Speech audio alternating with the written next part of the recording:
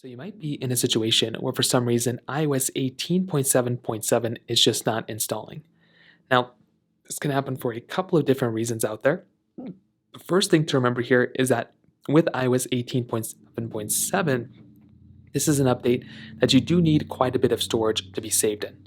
You don't need too much, but I would recommend going into your general settings, going into your iPhone storage, and just making sure you have enough storage saved onto your iPhone. This is going to be, without a doubt, one of the most important things I'd recommend doing here. So just go through, make sure you have enough storage saved onto your device, and that is going to be one of the most important things I'd recommend doing here. Now, on top of that, another thing I'd recommend doing here too is to just go through and to basically try seeing if you can restart your iPhone. So hold the volume up button and the power button at the same time, and what you're going to want to do is slide to power off. So go through, slide to power off your iPhone, and you just want to make sure that that also doesn't cause some issues. If that doesn't seem to be fixing it, another thing I'd recommend doing is to just try restarting the update. So clear out the update, delete it, go back into it. If none of those things are working, you might want to try plugging in your iPhone to your computer.